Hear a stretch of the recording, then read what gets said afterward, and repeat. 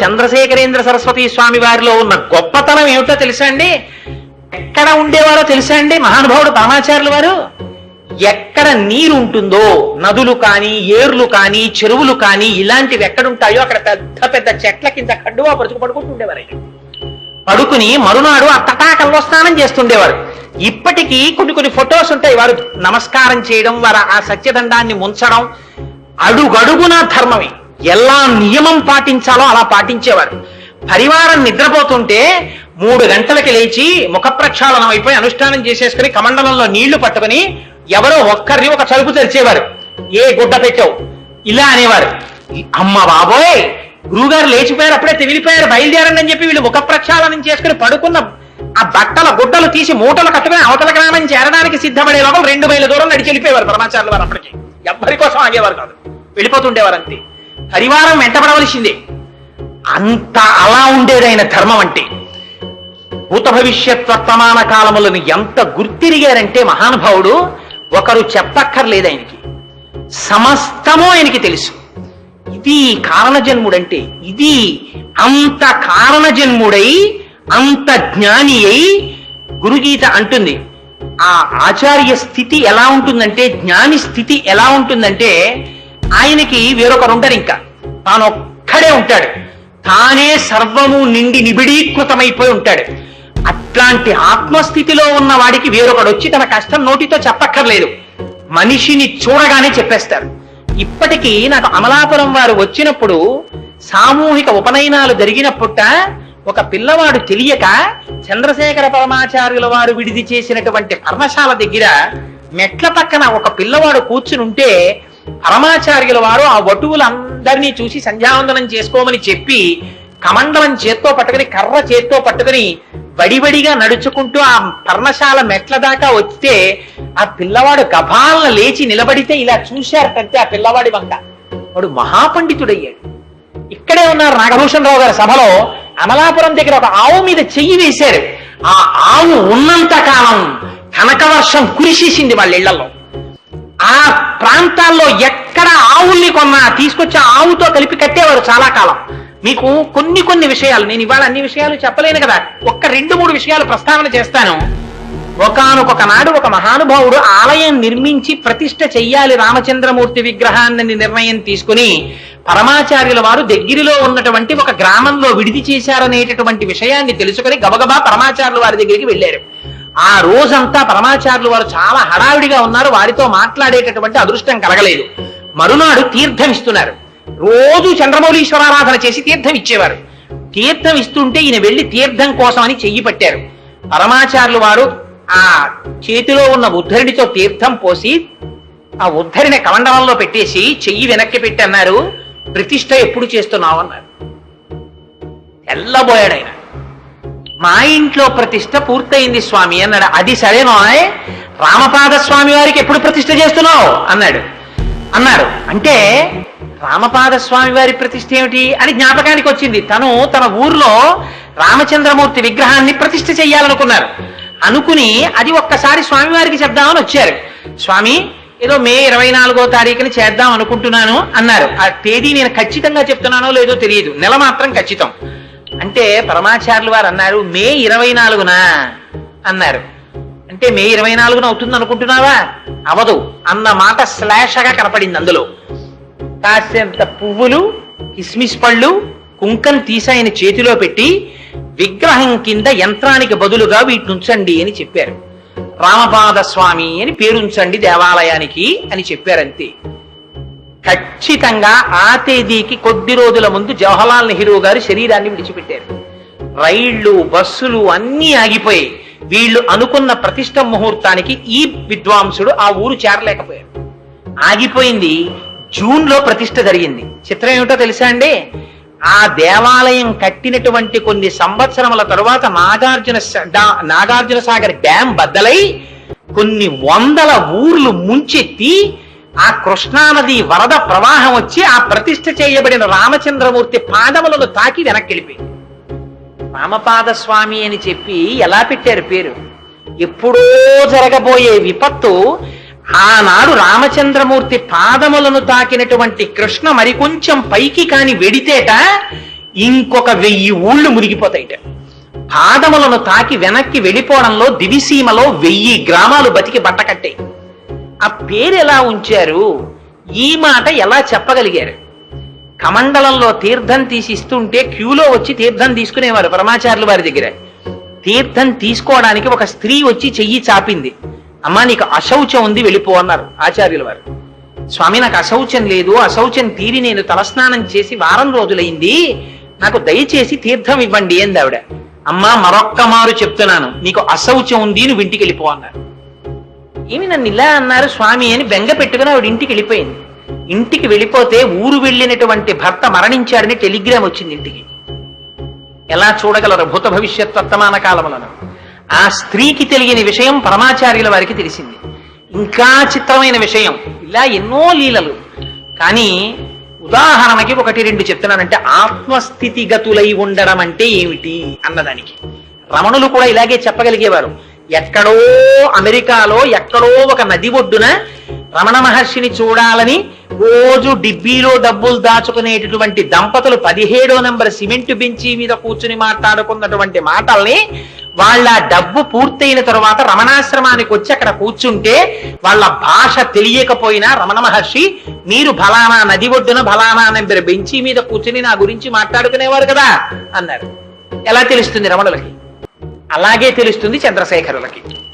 ఎంత చిత్రం అంటే, వారు ఒక నీలంరాజు శేషయ్య గారని మహానుభావుడు, ఆంధ్రప్రభ ఎడిటర్, ఆయనే నడిచే దేవుడు అని పుస్తకం రాశారు. అందులోనే నేను ఇవాళ 1-2 సందర్భాలు అందులోంచి తీసుకొచ్చి చెప్పాను. అందులో దీని గురించి వ్రాశారు ఆయన. నీలంరాజు శేషయ్య గారి సోదరి ఒకనాడు పరమాచార్యుల వారిని వారి ఇంటికి ఆహ్వానించారు భిక్షకి, చంద్రమౌళీశ్వరారాధనకి. ఆనాడు చంద్రమౌళీశ్వరారాధన చేసి అభిషేక తీర్థం ఇస్తున్నారు. చంద్రశేఖర పరమాచార్యుల వారు వచ్చారంటే చుట్టుపక్కల కొన్ని ఊళ్ళ వాళ్ళు తరలి వెళ్ళిపోతుండేవారు దర్శనానికి. ఆ తీర్థం ఇస్తుంటే వయస్సు కొంచెం మధ్య వయస్సు ఉన్నటువంటి ఒక 2 దంపతులు వచ్చి తీర్థం తీసుకున్నారు. తరువాత వాళ్ళ అబ్బాయి వచ్చి తీర్థం తీసుకోవడానికని ఇలా చేయి చాపాడు. పరమాచార్యుల వారు తీర్థం పోస్తున్న వారు ఉద్ధరిని వెనక్కి తీసుకుని అన్నారు, నీ భార్యతో కలిసి తీసుకో అన్నారు. ఆ పిల్లవాడి పక్కన భార్య లేదు. ఆ పిల్లవాడు సిగ్గుతో తల వంచుకొని తలెత్తి ఆడవాళ్ల వంక చూశాడు. ఎక్కడో వెనకాల నించున్నటువంటి ఒక స్త్రీ గబగబా వచ్చి ఆ పిల్లవాడి పక్కన నిలబడి తీర్థం తీసుకుని ఆ స్త్రీ మళ్ళీ స్త్రీలలోకి వెళ్ళిపోతోంది. ఈ పిల్లవాడి తండ్రిని పిలిచి పరమాచార్యుల వారు అన్నారు, మీరు 3గురిగా వచ్చారు, నువ్వు, నీ భార్య, నీ కుమారుడు, 4గురిగా నీ కోడలితో కలిసి బొంబాయి వెళ్ళిపోండి అన్నారు. ఈ మాటలు అనగానే ఆయన కోడల్ని పిలిచి, అమ్మా నువ్వురా, పరమాచార్యుల వారు చెప్పారు 4గురం బొంబాయి వెళ్ళిపోదామన్నారు. నీలంరాజు శేషయ్య గారికి కూడా తెలియదు ఈ విషయం, ఆ ఇంటి వాళ్ళకి అసలు తెలియదు. అసలు వచ్చిన వాళ్ళెవరు, కోడలు ఏమిటి, ఆయన ఎవరు, ఆవిడ్ని రమ్మని పరమాచార్యులు వారు అనడం ఏమిటి అని తెల్లబోయి వెళ్ళి అడిగారు. అడిగితే అప్పుడు ఆయన చెప్పాడు, పీటల మీదే వరకట్నం గురించి మాకు దెబ్బలాట్లు వచ్చాయి, మా అబ్బాయి మా కోడల్ని ఏలుకోలేదు, ఆ పిల్ల 3 ఏళ్ల నుంచి పుట్టింట్లో ఉంది, మాకు ఉత్తర ప్రత్యుత్తరాలు లేవు, ఆ పిల్ల ఎక్కడుందో కూడా మాకు తెలియదు. 3 ఏళ్ల తర్వాత మేమేదో మా బంధువుల ఇంటికి వచ్చాం, పరమాచార్యులు వారు వస్తున్నారని తీర్థం తీసుకోవడానికి రాత్రి కారు వేసుకుని ఇక్కడికి వచ్చాం. ఈ పిల్ల తల్లి, ఈ పిల్ల కాపరం బాగుపడుతుందేమో పరమాచార్యులు వారికి చెప్పుకుందామని ఆ పిల్లని తీసుకుని ఆవిడొచ్చింది, వీళ్ళు వస్తున్నారని ఆవిడికి తెలియదు. ఆ పిల్ల తల్లి పిల్లని తీసుకుని వచ్చింది, వీళ్ళు వచ్చారు. అక్కడ వీళ్ళు ఒండరులు చూసుకున్నారు, మాటలు లేవు, మాట్లాడుకోలేదు. ఇది పరమాచార్యుల వారికి ఎలా తెలిసింది? ఆ తల్లి సంకల్పం చేసింది పరమాచార్యుల వారికి చెప్పుకుందామని, ఆయన నోటి వెంట వచ్చిన మాట కాపరాన్ని దిద్దేసింది. నేను చీరలు కూడా తెచ్చుకోలేదు అంది కోడలు. అమ్మ నీకు బొంబాయిలో కొంటాం, ఇది పరమాచార్యుల వారి ఆజ్ఞ, నువ్వు ఇంకా ఇంటికి వెళ్ళడానికి వీల్లేదు, మాతో వచ్చేసాయి, బొంబాయి తీసుకెళ్ళిపోతామని తీసుకెళ్ళిపోయారు. అంతే వాళ్ళు వెళ్ళిపోయింది బొంబాయి హాయిగా. ఇలా పరమాచార్యుల వారి జీవితంలో ఎన్ని సంఘటనలు, ఎన్ని సందర్భాలు. ఆశ్చర్యకరమైన విషయం ఏమిటో తెలుసా అండి? కేవల పీఠాధిపత్యం కాదు, వారు చేసినటువంటి అనుగ్రహ భాషణాలు, వారు మాట్లాడిన ఒక్కొక్క మాట ఈ దేశంలో కొన్ని కోట్ల మందిని మార్చాయి. అది గురువు అంటే. గురువు అంటే, నేను ఆ మాట ఇంత పరమ పవిత్రమైన వేదిక మించి అనొచ్చో అనకూడదో, ఎందుకు వచ్చిందానని అనను, కానీ కొన్ని కోట్ల మందిని మార్చగలిగినటువంటి వాడు గురువు. పరమాచార్యుల వారు వేదిక మీద వెళ్ళి కూర్చుంటే ఒక ఊర్లో కొన్ని వేల మంది వచ్చి 100 రూపాయల నోట్ల కట్టల దగ్గర నుంచి, బంగారపు గొలుసుల దగ్గర నుంచి, బంగారు కంచి పీఠాధిపత్యం అంటే ఏమిటో తెలుసా అండి? అమ్మవారికి అభిషేకం చేసి పీఠాధిపతులు ఇలా పైకి చూశారు. చూసి, అయ్యో ఈ అమ్మవారి గుడిపైన ఉన్న కలశాలకి బంగారు పూత పూస్తే ఎంత బాగుంటుందో, అంత బంగారం రావద్దు అన్నారంతే. ఆలయంలో ఉన్న ఆడవాళ్ళందరూ భర్తల వంక చూశారు. భర్తలు వెంటనే చేతి ఉంగరాలు తీసేశారు. ఆడవాళ్ళు ఒకరు గాజు తీసి అక్కడ పెట్టేశారు, ఒకరు మెళ్ళో గొలుసు తీసి అక్కడ పెట్టేశారు. క్షణాల మీద 10 కిలోల బంగారం అయిపోయింది. ఆ మరునాడు బంగారం కలశలకి పూతయిపోయింది. ఇలా సంకల్పం చెయ్యడమే, నోటి మెంట మాట అనడమే, మళ్ళీ అంతేలా దానం చేసేసేవారు. సంఘం ఉండేది కాదు అసలు పరమాచార్యుల వారికి. వారు వచ్చి కూర్చుంటే వేదిక నిండిపోయింది బంగారంతో, సొమ్ము కట్టలతోటి నిండిపోతే పరమాచార్యుల వారు వీటన్నిటి వంక చూసి అన్నారు, నేను మీలో ఎవ్వరినైనా 1 రూపాయి తెచ్చి నాకు ఇమ్మని అడిగానా? అడగలేదు. కానీ పేద సన్యాసి కోసం మీ అందరూ ఇన్ని కానుకలు తెచ్చి నాకు ఇచ్చారు. నేను నోరు తెరిచి మిమ్మల్ని అడుగుతాను, నాకు ఒక్కటి ఇవ్వగలరా మీలో ఉన్న ప్రతివారు అని అడిగారు. ఏం కావాలి స్వామి అన్నారు. మీ అందరికీ రోజుకి 24 గంటల సమయం ఉంది కదా, ఈ పేద సన్యాసికి 2 నిమిషములు దానం చెయ్యగల. ఆసనములలోంచి లేచి నిలబడి మాకు ఉన్న ప్రతి రోజులో 2 నిమిషములు చంద్రశేఖర పరమాచార్యుల వారికి ధారపోసేస్తున్నాం అని నాకు దానం చేయండి అన్నారు. అందరూ లేచి 2 నిమిషములు పరమాచార్యుల వారికి దానం చేస్తున్నాం అన్నారు. ఇప్పుడు మీది కాదు కదా 2 నిమిషాలు, నాది. అందుకని నేను చెప్పినట్టు మీరు వినియోగించండి. 2 నిమిషములు ప్రతిరోజు భగవన్నామము చెప్పుటకు తప్ప వేరొక దానికి ఉపయోగించకండి. మీరు ప్రయాణంలో ఉండండి, కూర్చోండి, నించోండి, ఏం చేస్తుండండి, ఒక్కసారి వాచి చూడండి. 10:10 అయింది. 10:12 వరకు ఇవాళ 2 నిమిషాలు నేను చేసిన దానపు సమయాన్ని పరమాచార్యులు వారు చెప్పిన ప్రయోజనానికి వాడుతున్నాను అని 2 నిమిషాలు భగవన్నామం తప్ప వేరొకటి ఉండకూడదు. అది మీ ఇష్టం, ఏ స్వరూపం కానివ్వండి, ఏ నామం కానివ్వండి. There were no controversies. పరమాచార్యుల వారు ఎప్పుడూ కాంట్రవర్సీస్లోకి వెళ్ళలేదు. భగవన్నామం చెప్పుకోండి. ఎన్ని కోట్ల మంది ఈ జాతిలో ఉద్ధరింపబడిపోయి ఉంటారండి ఆ మాటకి. ఎంతమందిని రోజుకి 2 నిమిషాలు భగవన్నామానికి పరమాచార్యులు వారు వెచ్చింపచేశారు. ఇది గురువుల యొక్క స్థితి అంటే, ఇది కాషాయం అంటే. ఇలా పరమాచార్యుల వారు ఎంతమందిని ఉద్ధరించారో మహానుభావుడు.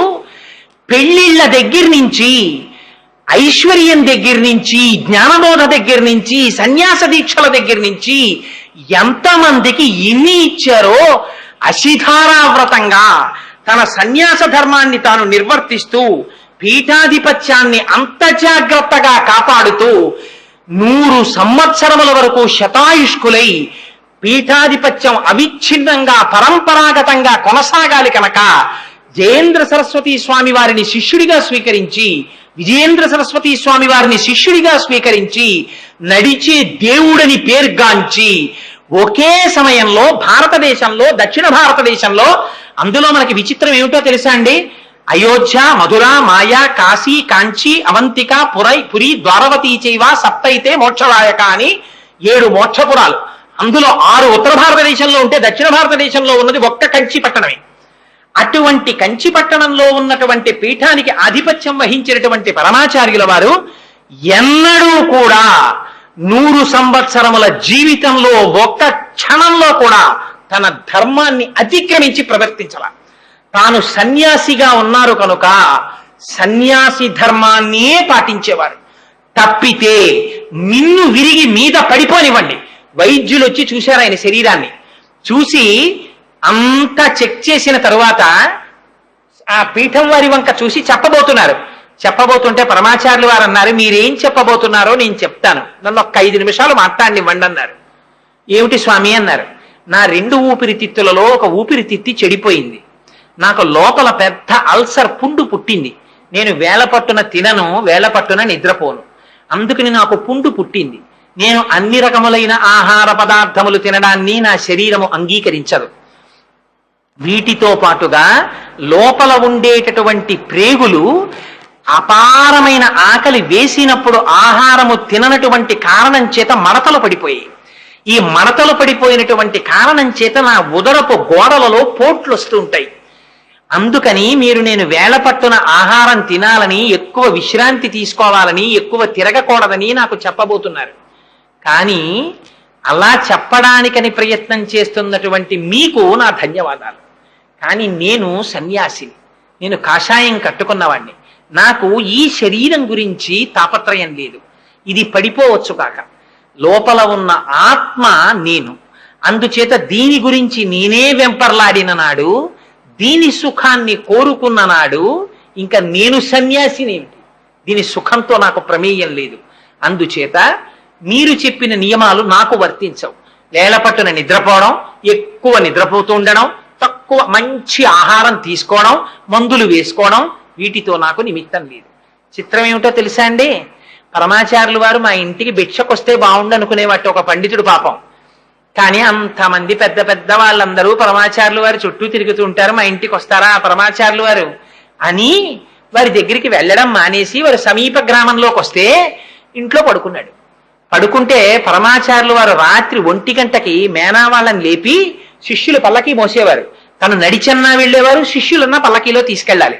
పల్లకీలో కూర్చుని వారి ఇంటి ముందుకు వెళ్ళి పల్లకీ దింపండి అన్నారు. పల్లకీ పరదాలు పైకెత్తండి అన్నారు. లోపల నిద్రపోతున్నాడు గృహస్థు. పాపం లేపకండి, నిద్రాభంగం అవుతుంది. లేచి వచ్చి నన్ను చూస్తాడు కదా, నేను రావాలని కోరుకుంటున్నాడు. కొన్ని వేల మంది ఆయన రాక కోసం చూస్తున్నారు. ఈ లోపల ఉన్నటువంటి గృహస్థుకి కల వచ్చింది తెల్లవారకట్ట. పరమాచార్యులు వారు మేనాలో తన ఇంటికి వచ్చినట్టు. ఏమిటి ఇలాంటి కల వచ్చిందని చెప్పి మంచం మీద లేచి కూర్చుని సంతోషపడిపోతున్నాడు. బయట ఏవో మాటలు వినపడుతున్నాయి. ఏమిటి మాటలని తలుపు తీశాడు. ఎదురుగుండా మేనాలో పరదా పైకెత్తి పరమాచార్యులు వారి ఇంటి సింహద్వారం వంక చూస్తున్నారు. నా కన్న తండ్రి, నా దైవమా, నువ్వు నడిచొచ్చి నా ఇంటి ముందు కూర్చున్నావా? లోపలికి రాకుండా పిలిస్తే తప్ప రాకూడదని సన్యాసికి నియమం ఉందని పీఠాధిపతివని అలా ఉండిపోయావా తండ్రి అని వచ్చి సాష్టాంగదండ ప్రణామం చేసి కన్నుల వెంట నీరు ఖర్చాడు ఆయన. ఇది పరమాచార్యుల వారి అనుగ్రహం అంటే. ఎందరికి స్వప్నములలో సాక్షాత్కరించారో, ఎందరిని ఉద్ధరించారో మహానుభావుడు. వారి నోటి వెంట ఒక్కొక్క మాట వస్తే మహాపండితులకి సైతం అందకుండా పీఠముడులు పడిపోయినటువంటి శ్లోకాలకి వారు ఇలా కంటితో చూసేవారంతే.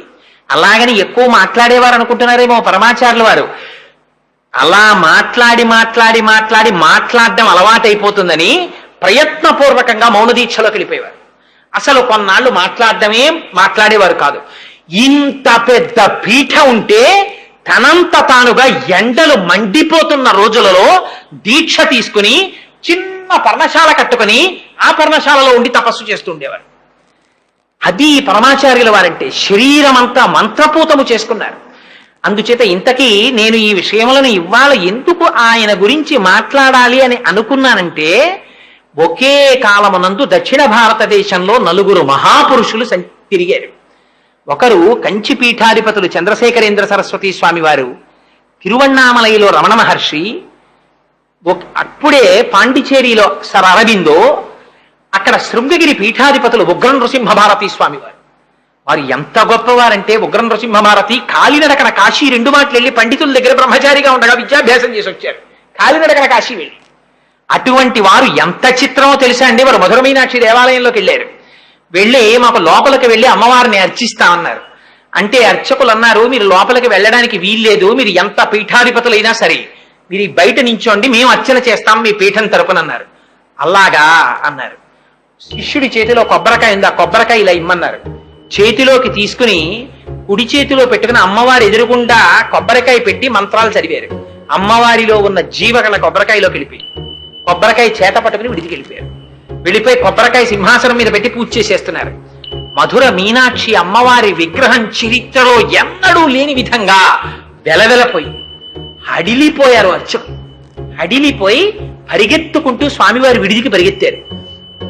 స్వామి మాది అపరాధం అయిపోయింది, మీరు సాక్షాత్ అమ్మవారి స్వరూపం, మిమ్మల్ని అమ్మవారి పూజ చెయ్యొద్దన్నాం, మీరు వచ్చి లోపల అర్చన చెయ్యండి, అమ్మవారి కళల్ని మళ్ళీ అమ్మవారిలోకి విడిచిపెట్టేయండి మహాప్రభు అన్నారు.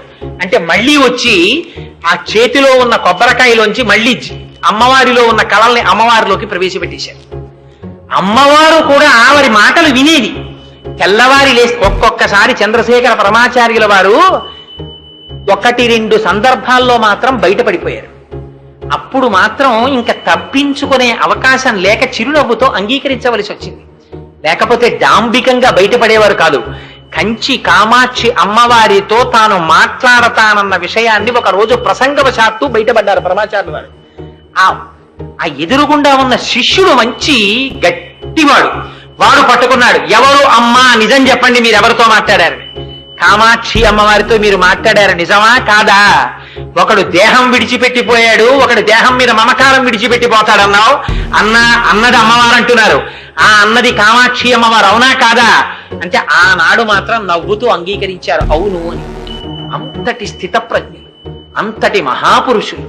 అటువంటి మహాపురుషుడు చంద్రశేఖరేంద్ర సరస్వతి స్వామివారు తనంత తానుగా కోరి తీసుకున్న సన్యాసం కాదు, గురువుల దగ్గర కూర్చుని చదువుకున్న చదువు కాదు, తపస్సు చేసి తెచ్చుకున్న ఆత్మస్థితి కాదు. కానీ ఇటువంటి స్థితికి ఎలా రాగలిగారు? ఇది కారణజన్ములంటే, ఇది గురువులంటే. అటువంటి పీఠం కంచి పీఠం, అటువంటి పీఠాధిపతులు చంద్రశేఖరేంద్ర సరస్వతి స్వామివారు. అందుకని అటువంటి మహాపురుషుడి గురించి 4 మాటలు చెప్పుకుంటే చాలు. అందుకే నేను ఇవాళ సాధారణంగా నా ఉపన్యాసాల్లో నాకుండేటటువంటి బలహీనత, ఒక విషయంలోంచి ఇంకో విషయంలోకి వెళ్ళిపోతుంటాను. ఇవాళ నన్ను నేను నియంత్రించుకున్నాను, ఇతర విషయాలు స్పృశించకుండా కేవలం పరమాచార్యుల వారి గురించే మాట్లాడాలని. నేను నియంత్రించుకుంటే అవుతుందా? స్వామి అనుగ్రహం ఉండద్దు. చిత్రం ఏమిటో తెలుసా అండి, అంతటి పరమాచార్యుల వారు ఎంత మాయ చేసేవారంటే అందరి మధ్యలో ఉన్నట్టు ఉండేవారు, మాయమైపోయేవారు. ఎక్కడున్నారు స్వామి అంటే వెతికి వెతికి వెతికి వెతికి వెతికితే ఎక్కడో దొరికేవారు. శ్రీశైలంలో ఒకసారి అలా తప్పించేసుకున్నారు. ఆయన పాలధారలు పంచధారల్లో దొరికారు. ఆయన జపం చేస్తుంటే దగ్గరికి వెళ్ళి పిలవడానికి భయపడ్డారు ఆ రోజుల్లో. అంతా అటువంటి జపం చేసేవారు. అట్లాంటి పరమాచార్యుల వారు పీఠంలో ఉండగా వారి ఆరోగ్యం బాగులేదని డాక్టర్ భాస్కర్ గారని డాక్టర్ గారిని తీసుకొచ్చారు. డాక్టర్ గారు అప్పుడే భోజనం చేయడానికి వెళ్ళారు. బాలస్వామి వారు మెడ్రాస్ వెడుతున్నానని అప్పుడే పరమాచార్యుల వారికి వచ్చి నమస్కారం చేస్తే చెయ్యి ఊపి వెళ్ళి రమ్మని ఆశీర్వచనం చేశారు. అందరూ వెళ్ళిపోయారు. ఒక్క సేవకుడు మాత్రం పక్కనున్నాడు. అతన్ని కూడా వెళ్ళి కొద్దిగా మంచినీళ్లు పట్రా అని పంపించేశారు. ఆ సేవకుడు కూడా బయటికి వెళ్ళిపోయాడు. ఒక్కరే లోపల ఉన్నారు. ఎంత రహస్యం అంటే మళ్ళీ లోపలికి వచ్చేటప్పటికి పరమాచార్యుల వారి శరీరం ఒక్కటే. వారు వెళ్ళిపోయారు. ఆ వెళ్ళిపోయే రోజున మాత్రం తన తల్లి గారి చిత్రపటాన్ని తీసుకురమ్మని అడిగారు, మహాలక్ష్మమ్మ వారిది. అమ్మగారి చిత్రపటాన్ని తీసుకొచ్చి అక్కడ పెట్టండి అన్నారు. అక్కడ పెడితే అమ్మగారి యొక్క చిత్రపటం వంక అదే పనిగా చూశారు. ఎంత సన్యసించనివ్వండి, ఎంత మహాత్ముడు కానివ్వండి, ఈ జాతికి ఉన్న లక్షణం ఏమిటో తెలుసా అండి? అమ్మ పేరు చెప్తే మోకరిల్లేరు. చంద్రశేఖరేంద్ర సరస్వతి స్వామి వారి అంతటి వారు ఒకనాడు పండిత పరిషత్తులో ఉండగా పోస్ట్ మ్యాన్ టెలిగ్రామ్ పట్టుకొచ్చాడు. పట్టుకొస్తే ఏమిటా టెలిగ్రామ్ అని అడిగారు. అడిగితే టెలిగ్రామ్ విప్పి చదివారు. మా అమ్మగారు మరణించారన్న శోకము ప్రకటించకూడదు కనుక ఎంత గంభీరంగా అడిగారంటే, సన్యాసి తల్లి మరణిస్తే సన్యాసి ఏం చెయ్యాలో పండితులారా చెప్పండి అన్నారు. అందరికీ అర్థమైంది పరమాచార్యులు వారి తల్లి శరీరం విడిచిపెట్టారని. చెప్పారు. వెంటనే జలపాతం కింద స్నానం చేయడానికి వెళ్ళారు. వెళితే శిష్యులందరూ కూడా వెళ్ళి స్నానం చేశారు. ఏమిటి? ఆత్మస్థితిగతులై సన్యసించి పునర్జన్మని పొందినటువంటి పరమాచార్యుల వారు అమ్మగారి శరీరం విడిచిపెట్టారని తెలిస్తే అంత విచలితులయ్యారు. చిట్ట చివర తాను శరీరం విడిచిపెట్టే రోజున అమ్మగారి చిత్రపటాన్ని తెచ్చుకొని తదేకంగా చూశారు. ఎవ్వరూ పక్కన లేకుండా. స్వామి వివేకానందుడు కూడా అంతే కదండి, అంత రహస్యంగానూ విడిచిపెట్టారు. ఆఖరికి పంచాంగం తెప్పించుకొని దాని కింద తిథి ముహూర్తాన్ని కూడా అండర్లైన్ చేసి పక్కన ఎవ్వరూ లేకుండా చూసి కపాల భేదనం చేసుకుని ఆ పునరావృత్తి రహిత శాశ్వత శివ సాహిత్య స్థితిని పొందేశారు. అనంతాత్మలో తాను కలిసిపోయారు. అలా పరమాచార్యుల వారు కూడా అంత రహస్యంగానే వెళ్ళిపోయారు. ఇంత చక్రవర్తి స్థితిని పొంది ఇంత పరివారం ఉన్నవారు ఎంత విచిత్రమో చూడండి. ఆ క్షణం వచ్చేసరికి ఏమిటో ఎవరి మానాన వాళ్ళు వెళ్ళిపోయారు. పక్కన ఎవ్వరూ లేకుండా ఉండరు అసలు. అలాంటిది ఒక్క సేవకుడిని కూడా పైకి పంపించేశారు. అతి రహస్యంగా వెళ్ళిపోయారు.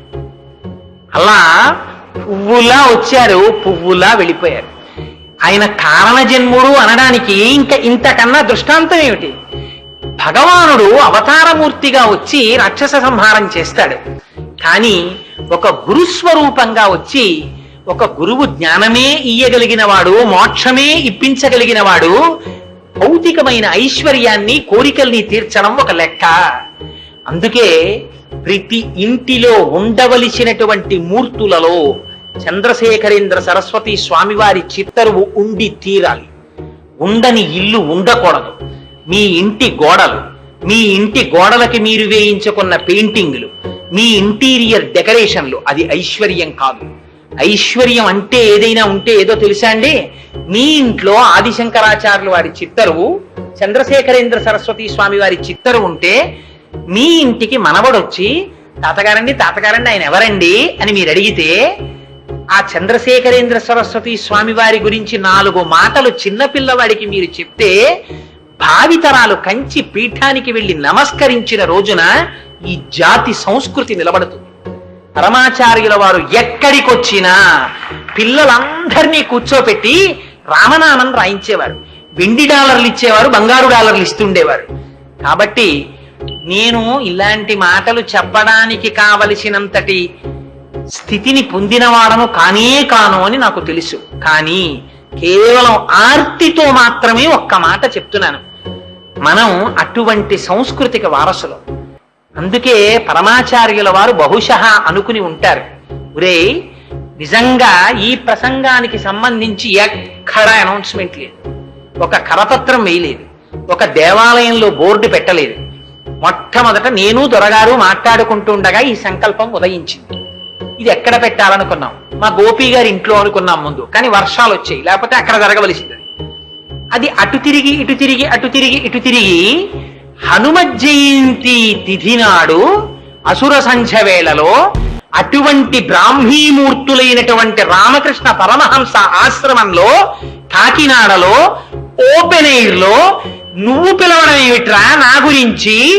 యోగ్యులైన వారందరూ వస్తారు, వచ్చి వింటారు. నువ్వు నిమిత్త మాత్రం, నువ్వు చెప్పడం ఏమిట్రా? వచ్చి కూర్చో చాలు. నా గురించి పలకాలని తాపత్రయపడుతున్నావు కనుక నీలోకి నేనే ప్రవేశించి పలికిస్తానన్నారు పరమాచార్యుల వారు. పలికించారా లేదా?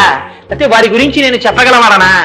అందుకని నేను అంత గొప్పవాడను కాకపోయినా ఒక్క మాట, ఇది మీ అందరి దగ్గర నేను కోరుకునేటటువంటి ఒక గొప్ప కోరిక అనుకోండి. మీ ఇంటికి వచ్చి నేను అర్థించినటువంటి అభ్యర్థన అనుకోండి. ప్రతి ఇంటిలో ఇంటీరియర్ డెకరేషన్ లో మీరు పెట్టుకునే అన్నిటితో పాటు మరిచిపోకుండా ఒక శంకర భగవత్పాదుల్ని, ఒక చంద్రశేఖరేంద్ర సరస్వతిని, ఒక రామకృష్ణ పరమహంసని, ఒక వివేకానందుణ్ణి, ఇటువంటి వారిని మర్చిపోకండి. ఒక్క 6 ఫోటోలు మీరు ఇంట్లో పెట్టండి, వాళ్ళ పని వాళ్ళు చేసేస్తారు. మీరేం చెయ్యక్కర్లేదు. ఒకనాడు మీ అబ్బాయి అడుగుతాడు, ఒకనాడు మీ మనవడు అడుగుతాడు, ఒకనాడు మీ ఇంట్లో పనిచేసే పని మనిషి కూతురు అడుగుతుంది, ఎవరండి వాళ్ళు? రోజు అయ్యగారు స్నానం చేసి అక్కడ నమస్కారం పెడతారు, ఎవరండి అంటుంది.